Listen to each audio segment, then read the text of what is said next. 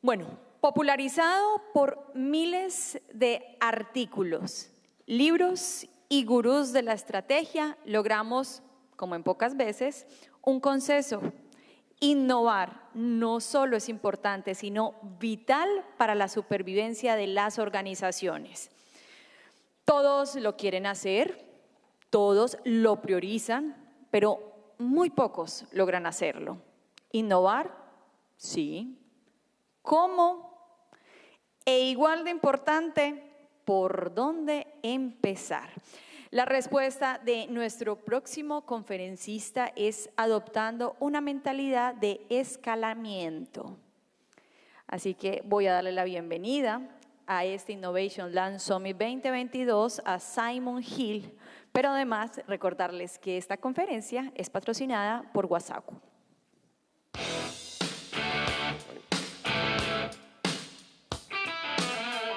Hello.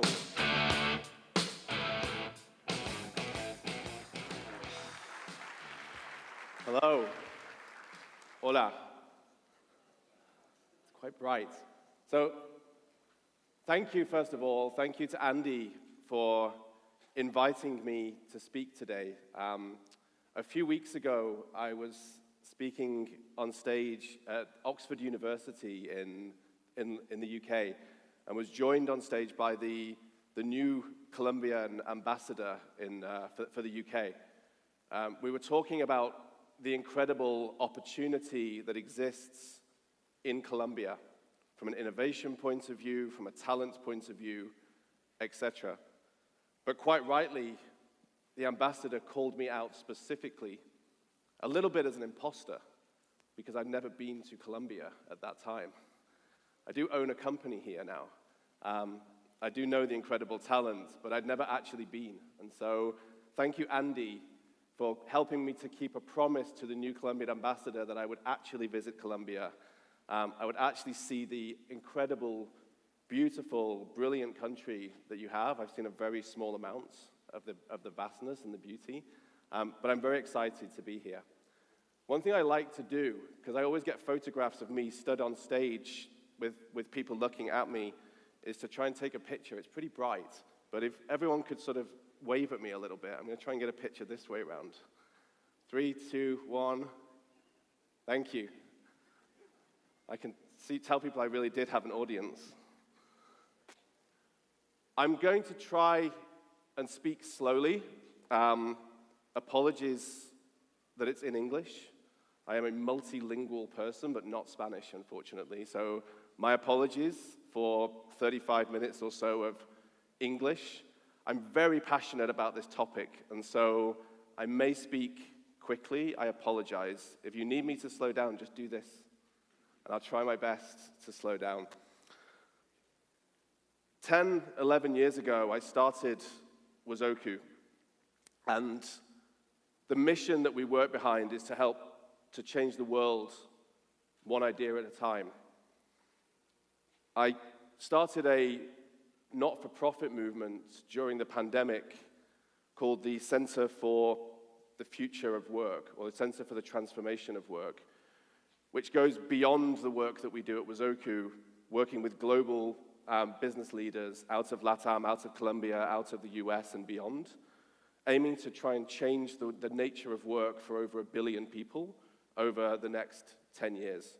And we all have a collective role to play in how we are going to change work, make work more open, more accessible, and innovation plays a critical role in how we're going to deliver that.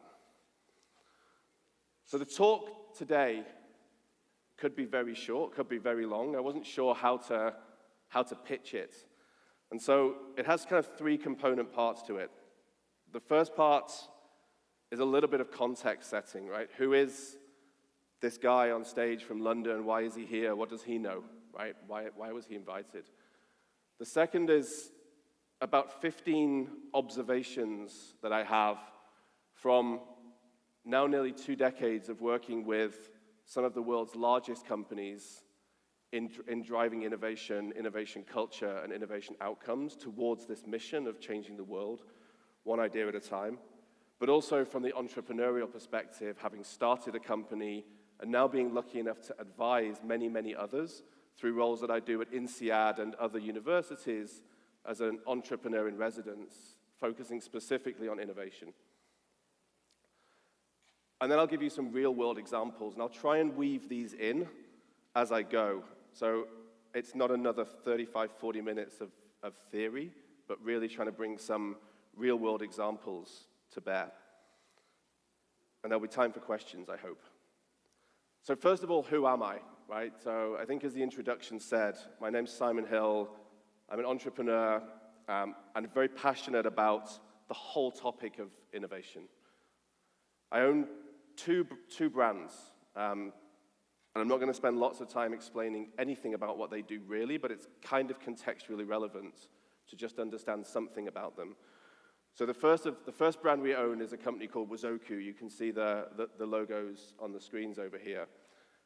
And the second brand that we own, may be familiar to some people in the room, is a brand called Innocentive. Although I'm a founder, I didn't found Innocentive. I acquired Innocentive 2 years ago to build towards the vision that I have for the direction of travel for innovation with inside global organizations. And I'll talk a bit about that later. If you're not familiar with Innocentive, I'll add a little bit more color to what these things are.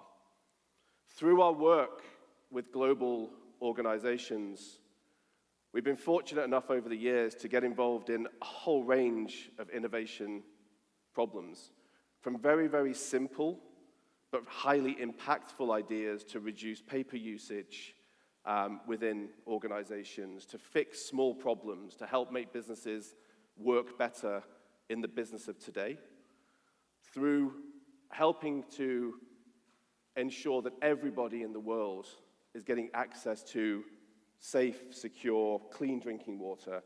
I just completed an innovation project together with a global NGO that will help to ensure that a further millions of people across Indonesia will have access to clean drinking water into the future due to the innovation work that we do. Typically high impact, low cost, and high speed. And beyond. We've been fortunate enough over the years to work closely with NASA in helping to further our exploration, part of the mission to Mars, and I'll talk a little bit about some of the work that we have done within that as well. But I say we've done, really it's not us at all, right? We rely on the brilliance of other people, and we take the credit for it really, right? But we're bringing in brilliant people from around the world, inside and outside of organizations, to do and deliver innovation impact.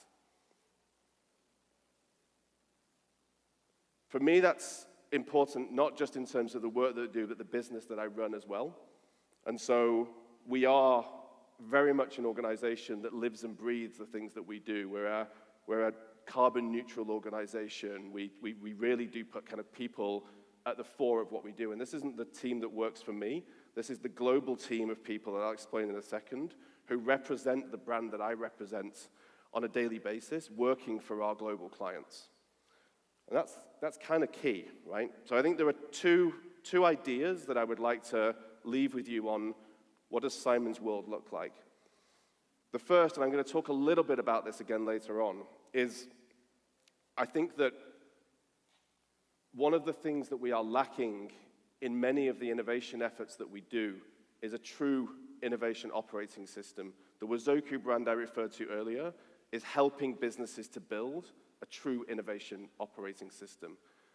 Again, I'll talk a little bit about that later, but I want you to think about what that might be and what that might represent with inside the organizations that you represent, that you work with right now. Do you have an operating system, really? How might that thing work? What would it do? The second is, and I have this very strong belief in the innate creativity and problem solving of every individual. Innovation and creativity is not a skill that the few possess, it is a skill that everyone possesses. We have to simply find better ways of unlocking it in everyone. And so what we have been building is a global community that incorporates a whole range of people from the types of people that just don't fit in organizational boxes, but are incredible at doing innovation work through entrepreneurs, through PhDs and researchers and scientists, a whole global crowd of incredible problem solvers who love working on complex problems and have done so time and time and time again, typically more effectively and more successfully than the in-house subject matter experts to whom we pay vast sums of money. That's not to say we don't need those people. It's just to say there are better ways of augmenting the skills that we have in-house with the skills that we can access easily externally. All with the goal of trying to drive positive impact into the world. So as a company, we're selective about the types of innovation work that we get involved with. We like to drive positive impact through the innovation work that we are doing, which is twofold. One is I dislike theater, right? So if we do not think there is a meaningful problem to be solved, we do not run the project. We do not run the challenge. Secondly, I want it to have people right at the heart of it, and I want us to be understanding the role that people play. Software's great, but the role that people play in driving impactful innovation into the world. Move. All right. So that's the end of chapter 1 of Simon's talk in terms of who is Simon. Probably a little bit confused, but the websites are there. You guys can do your research and you can have a look at what's there. The Incentive brand is interesting because any single person in this room can go online now, if you're not excited by this talk, or afterwards, and register and become a part of that community and really experience it for yourself, right? There are hundreds of thousands of USD, hundreds of thousands of real pounds, real money available for problem solvers to help work on some of the world's biggest innovation calls. Part 2, as I said, is a series of observations, right? Please take these as generic observations from Simon's work with thousands of different innovation organizations across the world. And so, if they don't resonate, please don't think I'm insulting anybody, but I'm going to try and be a little bit provocative. There's no words on any of my slides. You can try and guess what they're about. They're just GIFs, right? So you've got 20 minutes of GIFs probably coming up. So the first of these, and this is probably obvious to this room of people, is the work we do as innovators is critically important. It's not a little bit important. It's not somewhat important. It is critically important. It's critically important to us as operators or as strategists or as owners of the problem within our organizations. It's critical to the organizations that we work with. We are the ambassadors and the owners of the future products, the future services, the future business models for the companies that we represent.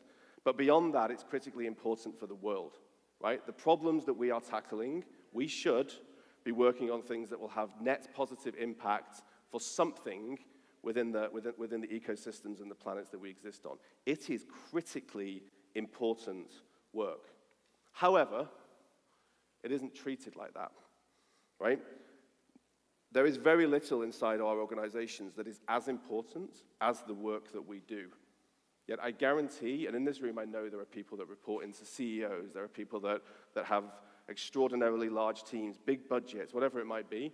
I don't care, right? This is this important, and even if you're really good at it, and I've met companies around the world that are really good at it, we're still here, or we're here, right? This is so important, yet we suck at it. Part of the reason for that lies with us ourselves, right? We are kind of our own worst enemies in some of this. Like I said, please don't take any offense. I meet regularly with really smart innovation leaders, right? They've worked inside global organizations, they've got PhDs, they've got MBAs, they've worked inside McKinsey and all these other places.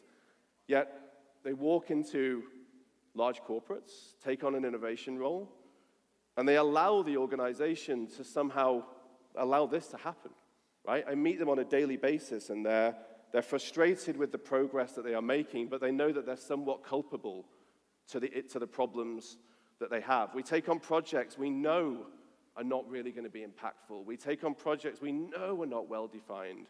We sit there waiting for the organization to throw the shitty projects over the fence and then willingly accept them, even though we know we don't want to do them, right? And then we pile them up and we don't have enough resource, and then people wonder why we're not able to progress it. I do have solutions, right, as well, but I'm just provocating, and I'm observing. But daily, right? Daily I meet people, and they're like, help me, right? Help me to get out of the vicious cycle that I found myself in. I think one of the skills that we need to hone is, I have a firm belief that most of the answers to most of the problems that we need to tackle already exist, right? There may be innovations we have to apply on top of those, but a big chunk of the answer already exists. And quite often, the answer is really unsexy, and it's really boring, and it's not in the place that we're looking for it.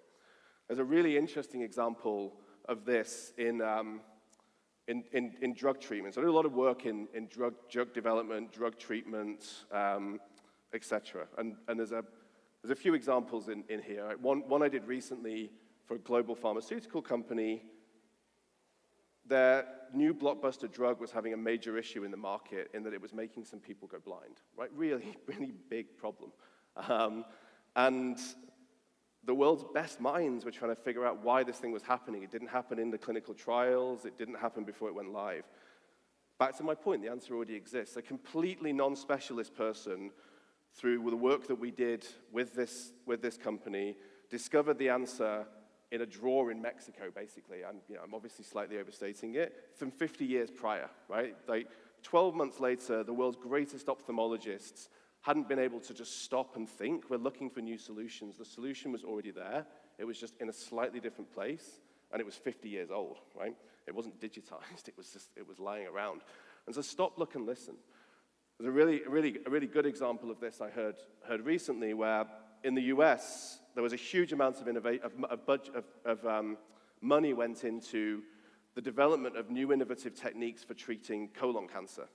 Huge amounts of money were put into specialist centers in the US. And the treatments were developed, and there were these incredible kits that people could take home, and they could do the test that they needed to do and mail the test back. But for some reason, the science wasn't reducing the death rate. And so we had to stop and look and listen, but it took a long time, and unfortunately people lost their lives, right? Because as people and as process people, we're not that good at walking the processes that we developed. And so in this particular instance, the answer wasn't with the treatment. There was no problem with the innovation work that had been done. The problem was that you took these kits home and you mailed them back to the center for them to get checked, and then if you had an issue, they would call you back in. However, the postage they put on the packages was incorrect, and so all the kits were being returned to senders, except they never made their way back because the postage in the US sucks. And so the kits weren't finding their way there, right? 70% of the kits never found their way anywhere. And so the problem wasn't an innovation problem, it was a really simple process problem, and these are endemic across a lot of the things that we do, right? And so stop, look, listen, think, right? Is this really an innovation problem, or is it actually a very small problem within our processes that we have to find? And I find these on a daily basis, and thousands and thousands and thousands of them, that add up to normally not loss of life, but they can, right? But they certainly add up to a lot of harm. This thing moves very slowly. So there's a paper that I wrote last year that got a lot of recognition, a lot of acclaim, that looked at the topic of innovation at scale. This is quite a hard topic, I think, for people to somehow get their head around. So my opening thought on this is that all of our innovation efforts are horribly subscale. Horribly subscale. And part of the reason for that is, even if you have one great idea that delivers a phenomenal amount of impact, right? Billions of dollars worth of new revenue, or saving lives, whatever it might be, fine, great, and that's a scaled idea. How do you do it again? How do you take the learning and make sure that you're repeating that thing? Mostly what happens, though, is that our ideas don't even achieve the outcomes that they should, right? So even before we get to how do I make this scalable, how do I build this as a capability that drives unbounded, unlimited capacity for my organizations to do innovation, which you can do, right? Think about that example I gave you earlier of my global crowd of millions of sort of misfits and innovators and inventors, right? I can give every single one of you an R&D team tonight, bigger than anyone else's R&D team, unless you're also a customer of mine, that you can turn on demand and only pay if it's successful, right? That's the power of what we can do. But back to this point, right? Subscale innovation. I was talking to the innovation leader at one of my clients last week at another innovation conference in Denmark, in Copenhagen. And she said, look, we get these customer problems that come to us, and we deliver the solutions that the customer wants, and the customer's delighted, but the opportunity is huge over here, right? But we never managed to get the idea from we fixed customer's problem to we expanded and really delivered the scaled opportunity. And she's like, we've agonized about this problem for years and years, and we sort of stepped back and thought about it a little bit.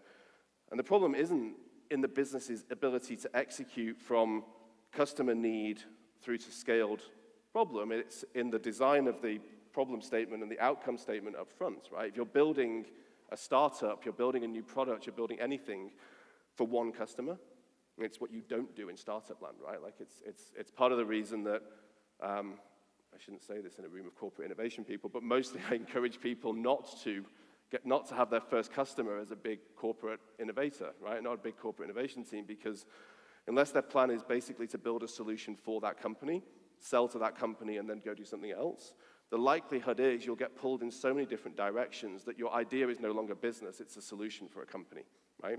And so unless you design with that end in mind, and you can manage that customer through to, I'll give you 90% of what you want, but not 100% of what you want, effectively, then it will always drive subscale outcomes for the opportunity that was there. And back to this mission, right, of changing work, changing the world one idea at a time.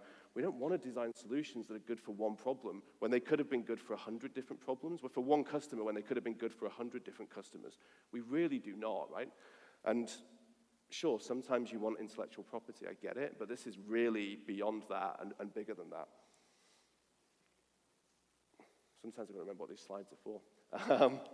So, one of the biggest challenges that we played a game recently. So I just did a company kickoff, and there's a game that we played where you got to get up on stage, and there's a slide deck that you've never seen before of just random images, and you have to present to the whole company. I have seen the slide deck before, but it reminded me of that for a second. So one of the things we have to get out of, right? And I'm curious now. We're probably in or just about to fall into another global recession, right? We're probably in one of those. If we're not already, we're probably going to fall into one. We've got to get out of the innovation boom and bust mindset that is on or off, right? And I think that actually we can achieve that if we can get some of the other mechanics that I'm going to talk about and have been speaking about today right? But there is a real problem, I think we all probably have felt this one, right? Between innovation on, we have budget, and innovation off, we do not have budget. And I think with the operating system idea, you can really overcome this, right? But it's a fundamental challenge to how we build for scale, right? The reason that many things that have short-term cycles around them are low impact is because they have short-term cycles around them. And so we have to get beyond this in terms of our innovation thinking. I know some of you will be better at this than others. So this is the midpoint, I think, of my presentation. And I quite like the profundity of this point, right? So in a digital age, the power that once resided at the top of our organizations, at the top of hierarchies, has changed and will continue to change to exist now at the center of networks. And so as we think about innovation ecosystems, I hate the terminology, right? We'll get onto terminology in a minute. They're not innovation ecosystems, right? If they are, great, but they're useless. Innovation networks, right? The networks that we are building. In a digital age, the power resides not at the top of the hierarchies, right? Your C-level, the people in this room who are C-level owners, the people who report into C-level, the people who know that the C-level wants to do something with innovation, you need to think about this point that with digitally enabled teams, expanded way beyond your organizational boundaries now from an innovation point of view, the power has shifted. And so either we get on board with that or you get disrupted, right? Unilaterally, this is true. And so we have to think about what that means, right? If the power has shifted and our ability to influence that has shifted, how do we have to shift our own business models to work within that new paradigm and that new context? It took me quite a while to get my head around this point, right? But it's a really, really important point, and one I can definitely spend more time talking to. This is another fundamental piece for me, right? And it's one that I think that as innovation champions, I hope we can all get behind, is that innovation is a team sport. It has to be a team sport. It's got to be owned across the organization. As innovators, we shouldn't be trying to be problem owners, right? Back to the point I had earlier around subscale and all of other things. If we are the problem owners, we are inherently subscale because, first of all, we can't possibly answer and solve all of the problems. So how do we make innovation a team sport within the companies that we work for? What does that mean even, right? But let's think about how do the best teams work? For anyone that knows my team here, they're not the best team at the moment, but the example works. And so innovation has to become a team sport. And again, I could do talks just on each one of these topics, and so I apologize for skipping through them quite thinly as we go. One of the talks earlier, the only one I understood, because it was in English, the guy from, I think, BCG, mentioned this topic here, right, which is we need to shift our mindsets from we inside organizations as innovation leaders, as R&D leaders, or whatever kind of we are, is from problem solvers to solution seekers, right? How can we become the solution seekers and the enablers within our organizations? But one more fundamental shift than that is to reverse the logic that says, don't give me problems, give me solutions, right? Let's get that bullshit out of our minds. Like, that is not the way we got to think as organizations, as people, as innovators, right? Give me problems. Give me problems and I will go and create you opportunities. But I've got to understand what the problems are, where the problems are, where are we getting stuck, where are we not getting stuck, but some genius somewhere is just about helping us to avoid a bear trap every single day because the process is broken, but some brilliant human being is finding a way to stick a bridge over it, and that we don't see that until that person leaves the organization, et cetera, et cetera. And so shifting the mindset, and this is fundamental to the work that we do, right? Like, I will not run vague, fluffy, open innovation calls that just ask for ideas, right, without any structure around them. I need to understand the problem. I need to define that problem properly. I need to understand that there is commitment from the organization to do something about that problem. I want to understand what that problem's worth to you for fixing it, because if it's not worth enough, you're not going to do enough with it. I want to understand how you're going to solve that problem in your own mind, right? Is it a process issue? Is it a technology issue? Whatever it might be. And we're going to spend a lot of time thinking about really defining what the problem is that we're trying to solve until we can get right to the heart of it. Then we'll go and ask for ideas. Then we'll go and look for solutions. But we race too quickly to solutions as individuals. Any guesses? I think that innovation is elitist. And so part of this mission to change the perception of innovation and to change work for 1 billion people, to change the world in the way that we want to do, I'm not saying we shouldn't be sitting in brilliant conferences like this and learning, right? But for every one of us here, there is God knows how many millions of other people that are not getting the same level of opportunity to listen and learn. And so one of the missions that I'm doing, and I'm sitting with some of the world's best thinkers and others and saying, look, it's great that you have built this, you've got this amazing catalog of research and books that you've written, and your consultancies make you millions of pounds, and you do great work. But how can we take that elitist learning that you've managed to give to a small group of people and propagate it across the world, right? Because if we can raise the floor by even 5%, we'll create significantly more impact and more value than by improving one person 100%, right? And so innovation has an elitism issue. It has an elitist problem, and we want to try and fix that by increasing the education levels for everybody. And if you do that, if you raise the floor, the ceiling will always rise, right? Because if it doesn't, And so we will continue to work on how to enable everybody in the things that they are doing. The scaling challenge I referred to earlier is costing you billions and billions and billions of dollars. Anyone that tells me they don't have enough money in their innovation budget needs to come and talk to us, because we can find you the money in all the things that you are doing today where you're burning cash. And you're not burning little bits of cash, you're burning significant sums of cash through disconnected processes, through friction points in the things that you do already, that you have zero visibility of. I'm sure, without any shadow of doubt, that there is tens, hundreds, probably more than that, of millions of dollars being burned and wasted through inefficient processes, duplication of efforts, and disconnected processes that mean that you have no information that makes you make forecasted decisions with any credibility. So you kill things too late or too early, right? You pull budgets too late or too early. Imagine if you could pull risk forward and push costs back so that you spend a fraction of what you need to spend to either fail fast or succeed even faster. And I'll give you real examples of this, right? Like, I just helped a firm, an energy firm, who came to me with a problem that said, there's a piece of technology that we need to find. The technology doesn't seem to exist, and my R&D team tell me it's going to cost me 20 million euros and take 3 to 4 years to deliver it. And they're not really sure they can deliver it. Do you think you can help me? So we took our time, we framed the problem. 30 days later, 50,000 euros. Remember, 20 million euros, 3 to 4 years was the timescale for an R&D team. 30 days later and 50,000 euros later, they had the solution in their hands that someone had worked on their own time, right? Think about the impact of that from an organizational perspective.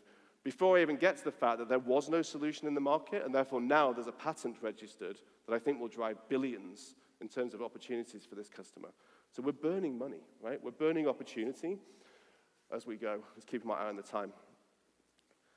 What we say and how we say it is absolutely critical, right? If we're going to walk around like innovation champions and we're going to put it up on our walls and in our prospectuses and in all the stuff that we put out in media and advertising to the world, we better be as good as Muhammad Ali at fighting in the ring when we get there. And as I've said earlier, we are not, right? Our innovation programs are not that successful. We are not Muhammad Ali when it comes to the work that we are doing. The Economist, right this week, had an article called, like, I don't remember what it was, like, Stop the Fluff or something.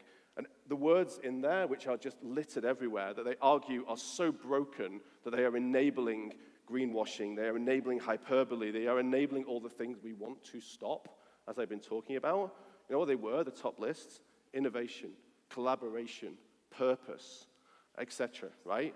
Like, words that they used to mean something, but like, what do they mean now? Right? We don't know, right? But they're really important. Back to my first point, right? The work we do is important, yet the words we use to describe it turn everybody off, and they get confused, and they get scared, and they don't even know what the bloody thing means anymore. And so there's a lot of work to do around language as we go. I'm going to quickly accelerate through this, because I want to make sure that I get to the kind of case study examples as well. There's a skill that I would like us all to practice, right? There's a exceptionally smart professor out of Harvard called Professor Michael Tushman, who came up with the idea of I've got to know him quite well over the years, he came up with the idea of the ambidextrous organization, right? So the idea is that we have the business that we operate today and the business of the future, right? It's kind of how innovation has been put forward in many of our organizations. Is how do we become more ambidextrous, right? How do we train the muscle so that we can do both, right? We can have teams that can do both. It's hard. I think that his research and my experience says that fewer than 5% of businesses anywhere have achieved this in any level of success.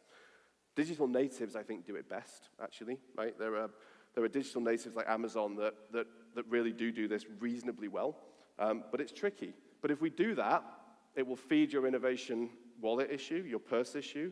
It'll feed your credibility. It'll feed your brand. It'll feed. But it does come back to who are we as innovators, and what do we want to be known for, and what do we want to be famous for, and what impact do we wish to have as individuals and as organizations? Because I think we have an image problem, right? And so, like, what is the brand of innovation inside your organizations? Is it the brand you want it to have, want it to be, right? If I came around your business and said to all of the different people, what does your innovation team do? Right? What does it stand for? How would you describe the brand of the innovation department inside this business? Would you get the answer that you want to get? Right? Yes or no? Right? Or is it really something we need to work on and think about? Because if it is, and I suspect for many that it is, therein lies a big part of the problem, right? Like the theater, I don't know what I mean by this image, but it's quite funny. The acting and the other things, right? I just think there's a brand image that we've got to go and work on.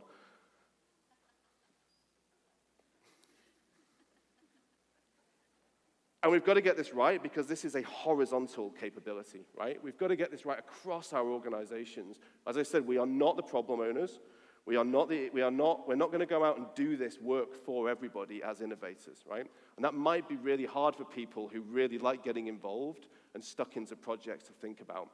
I have a number of clients I work with whose innovation team are strictly told they cannot, right?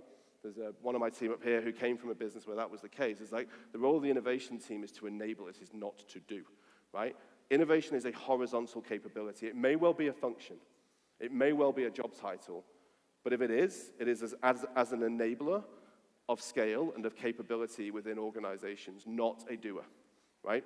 And if we want to turn this into a horizontal capability that will unlock scale, that will drive impact, then fantastic. If we do not, we've got to go back and think about all these other slides that we've looked at and the image issues that we've got and everything else, right? And so, it's my last GIF, and then I can get on to a few other things.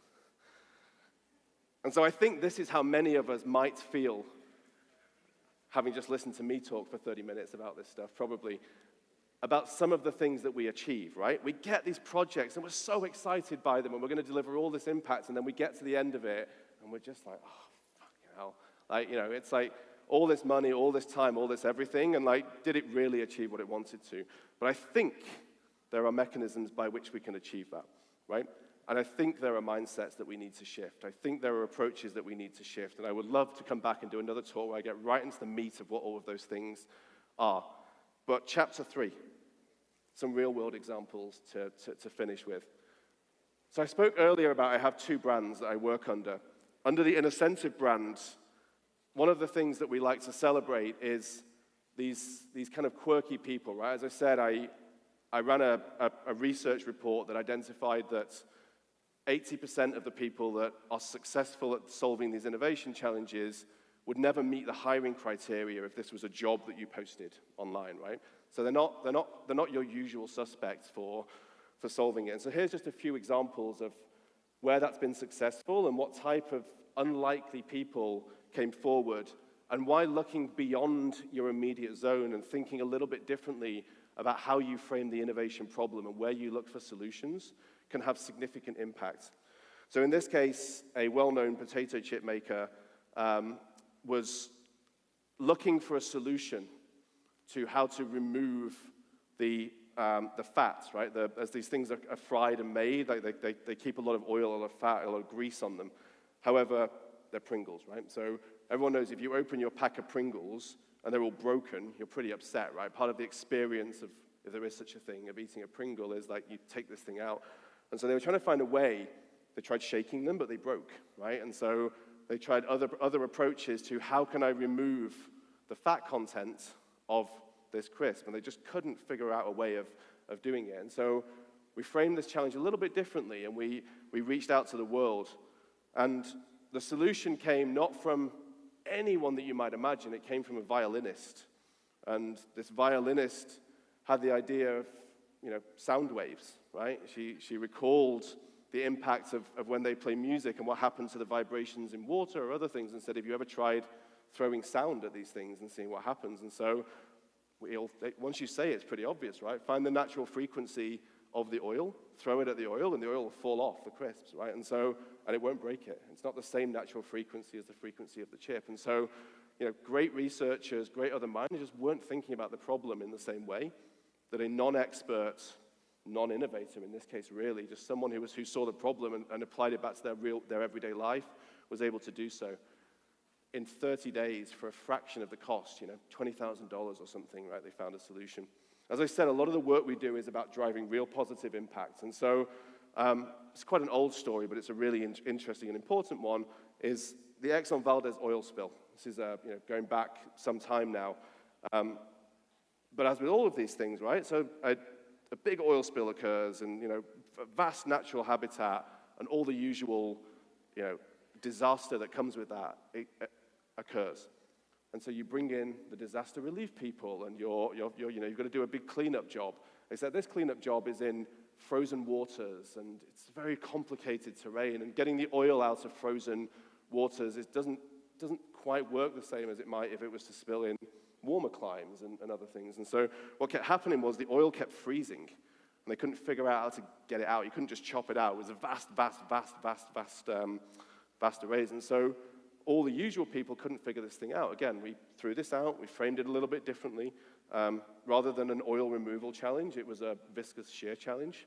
So how do we stop viscous shear occurring when in a liquid?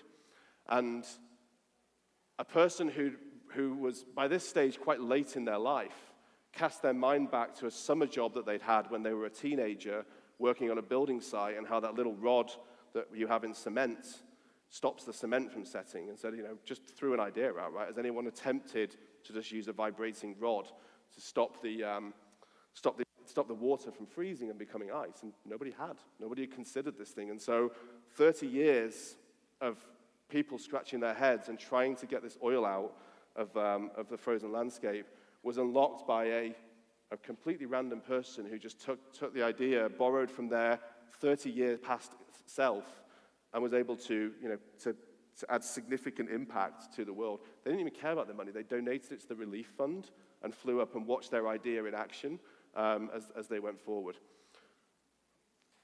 4 minutes, and quickly just accelerate through. So sometimes the answer lies just outside your field of experience, as I've just spoken about, right, with violinists or with others. In this case, an energy company was looking for a solution around how to test for potential failures in their valves. We saw ideas around digital twinning and other things earlier in the conversation. In this case, the answer actually already existed. It was really simple, but because of the country that this particular company was in, and their innovation efforts were to look pretty much inward from the place they existed. So within their country, it's a big country, but this particular country has no nuclear power. And so by asking the crowd, they were able to unlock the fact that the answer resided just outside the field of view, and unlocked a problem that they said was costing them about $150 million a year to solve, with an off-the-shelf ready solution that can be deployed within 30 days, cost them about $50,000 to solve it, right? And so back to my point of, I think we can unlock significant value for any poor innovation team that's pleading poverty that needs some help, right? Let's try and find the solutions that already exist. And I'm going to end here, and then I'm done, I promise. I mentioned NASA earlier, right? And I think that as a kid growing up, lots of people want to be astronauts. I didn't get to be an astronaut, but we do still get to do great work with NASA. It fascinates me, this one, because of all the things, right? I've said that I think everybody's an innovator and we can all be super creative, but NASA has 18,000 rocket scientists, right? Like, they have the best minds on planet Earth working for them on incredible challenges. But sometimes it's not a rocket scientist that you need, right? And so as part of the mission to Mars work that NASA's been doing over the past, since the early 2010s and maybe even before, they've run a number of open innovation challenges, and they've had all kinds of people from all different parts of planet Earth getting involved in NASA challenges. I particularly like one because a Hollywood dress designer will have played a critical part in part of the space outfit that will eventually be worn, and part of the material that will be used in the mission to Mars, right? And so you've got all these astronauts and all these incredible scientists working on this problem, but actually the answer they found lay within a high-end fashion designer in Hollywood who would never have been invited, never have had an opportunity to add the value to this specific thing, right? And so answers lie everywhere. Didn't even know there was a gift for that one. So that is me, and I'm banged on time, which is a miracle because I hadn't run this talk through before.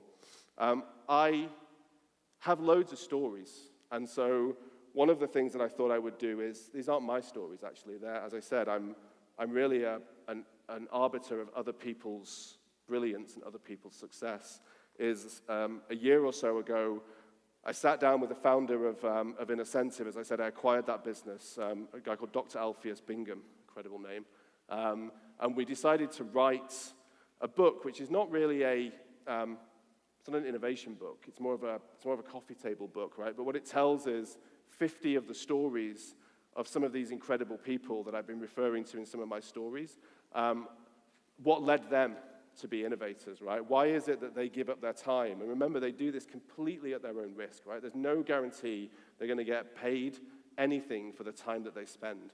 And these are not little Twitter ideas. These are super researched. Sometimes they build prototypes, or they develop molecules, or they create products for you completely off their own interest and back. And you only pay if they're successful. Why do they do it, right? Why do people around the world bother to give up their time to do this stuff? Sometimes it's because we do pay amazing. I paid a kid in Romania recently $350,000 who worked on a project for us because his university closed due to COVID. And he discovered this thing that was directly related to his field of study, wanted to keep studying, entered the competition, won it, and now has driven significant impact into the world, and personally has just made himself $350,000, which will be life-changing for him. But most of them are not driven by the money. So if anyone wants to, I brought a few copies. I don't have enough for this entire audience, but there's some down here. If anybody wants a book, please feel free when I'm not talking to come up and grab one. Don't race. I'll figure out how to get them out. If I don't give you one and you'd like one, you can get my contact details. I'll try and find a way of getting one to you. But thank you. Hopefully that has been useful and inspiring and interesting in some way, shape, or form. And I'm around all day and tomorrow if anybody wants to talk further. Thank you.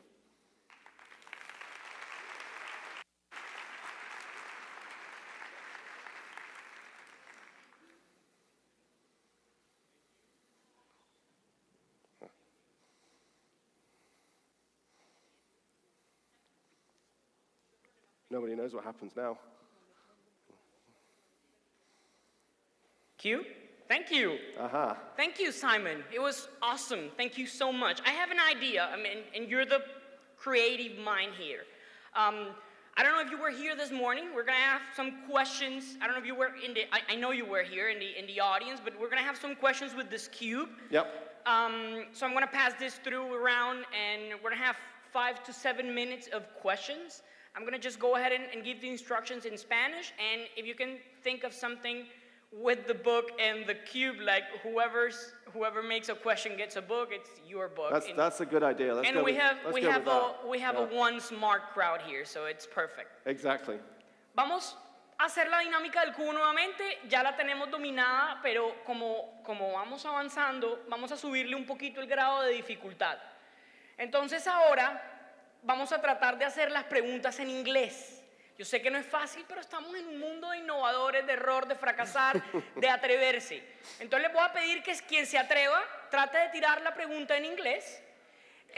Y si no la sabe en inglés, aquí somos 400 personas. Seguramente alguien al lado también le puede ayudar a traducir, o yo puedo ayudar a traducir. En últimas es lo que estamos haciendo acá. Y bueno, hay un incentivo muy bacano del libro. Entonces vamos a tratar de hacer algo que me acabo de inventar, que puede ser un rally de preguntas. Ojalá sean preguntas muy cortas. Tenemos 7 minutos. Tratemos de abordar la mayor cantidad de preguntas, ojalá muy cortas.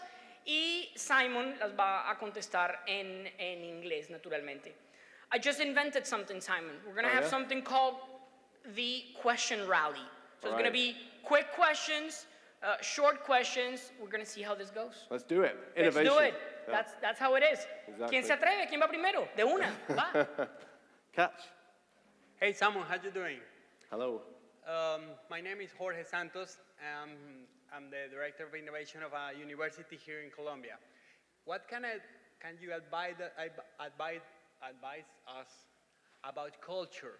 Because when we ask people how we manage culture, how we promote innovation culture, they always say nothing in particular. What can you advise us about promoting real culture innovation in our organizations? Good. It's a great question, right? And I think that the output that most people want from their innovation programs is some kind of innovation to create a story to try and turn into a culture. It doesn't work, right? Because that one success, back to the little man on a bike or whatever my gift was to that particular point, doesn't really work. And so what we need to try and do is we need to try and democratize the innovation process, right? We need to try and find a way to include as many people. And as I said, right, in a digital world, authority no longer resides at the top, it resides at the middle of networks, right? Your organization, your university, whatever, is not one network, it is a complex set of different networks. And so how can you give the tools of innovation, give the authority to act, yet maintain the control, so you don't create chaos or have people running around spending money that they shouldn't spend. By the way, we don't need big budgets for innovation at the start. We do later. So how do we find a way to democratize this so that it can become a bottom-up initiative, or at least a middle-out initiative, rather than a top-down one, right? If we're sitting at the top saying what we need is a culture of innovation, we need to get back to stop and look and listen and think and really start to address that. But I do a lot of work with universities, so if you want to pick up separately, my email address was up there, or you can find me. And actually, I think there's a hugely critical role that universities play, not just internally, but actually across the whole ecosystem, with the open innovation and sort of connected to corporates, right? That we can pick up on. So I can share what we do with MIT and a number of other global universities to achieve some of this stuff. Great. Great. Incentives. Everyone wants to make a question now. He gets a book as well. Vamos por acá. Francisco, por supuesto.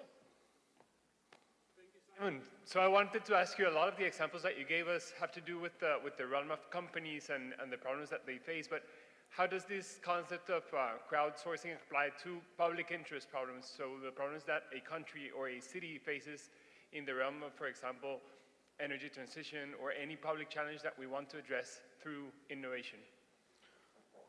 I mean, back to my point around real impact and who's got the most vested interest in solving a number of these challenges. The best challenges that we run in terms of engagement are these types of challenges, right? And they are, as a result of that, they are beautifully constructed architects because they achieve the things you want to achieve. They're normally successful, right? They normally drive some kind of idea, whether it's novel or whether it's a shared piece of insight. So they add value, first of all. They tell people that you're interested in solving these problems, right? That you've taken the time to understand them and that you're there. So the brand, the actions, and the words are now connected. And if you can do that in a global sense, then the impacts, although maybe quite locally, contextually specific, will normally ripple out and actually drive a huge amount of value around the world, which allow you to get back to the whole concepts of training and culture and everything else. So they're hugely impactful, these types of challenges. Often the complexity can be, well, what's the reward, right? What am I prepared to pay in this specific instance to do it? What you'll actually find is that these types of challenges are the ones that people get most involved with, the Valdez one or others, because they have some personal interest. Money doesn't absolutely motivate, right? Not in all challenges, right? There are some that do and some that do not. There are some that definitely should pay vast sums of money. The biggest award I've ever paid is $1 million. It was a big, complex challenge, and it should have been more, probably. But not all of them do. And so it isn't always about, can I afford or do I need to pay to someone? I think it's a fairness thing, but these topics are hugely engaging to people. And so my simple answer is you should be doing it and you should try more. You should just try it, right? And it doesn't have to be hugely expensive. Vamos con la última pregunta. Hi, Simon. Manuel Hello. from Información. So besides being quirky, can you give us a couple of key points when you're building a team to solve a specific problem, like some characteristics you see in the team, or you used to build a team to solve a specific problem? Thanks. So the question was around team, right? And what should we be looking for? So I think one of the observations you hopefully got from me, from my presentation is, and I think the real answer is quite cliched, is that diversity matters. And diversity of opinion matters. So rather than the team you should build, the team you shouldn't build is one that unilaterally agrees with each other, right? That's got very similar profiles of people within it. Ideally, they're not people that you all know, right? Because you need to build some of that friction and some of that experience or lack of experience, lack of familiarity into the process as you go forward. It is why engaging with, as a part of that process with people totally removed from your organization who have no experience or expertise in the problem that you're asking for are a hugely value-adding and valuable component within that bigger team. The other thing you need, and two other people you need a connector, because you're not the problem owner, right? Therefore, you need someone who can connect you and translate for you the problem that exists, right? If you don't own it and you're not an expert in it, yet you're helping people to solve it, you need connectors and you need translators within there. Because as businesses, we are set up beautifully in different departments to speak very different languages. And then in innovation, we've trained a new layer of complexity into everything that we do to make it really, really hard for anybody to understand. And so translators need to come in to make this as simple as possible, to bake it right back to the basics, and then help us figure out how we're really going to solve it. So I hope that helps, but the answer is don't build the team you probably think you should. Thank you very, very much. It was really a pleasure to have you here. Great. Simon Hill, everybody. Thank you, everybody.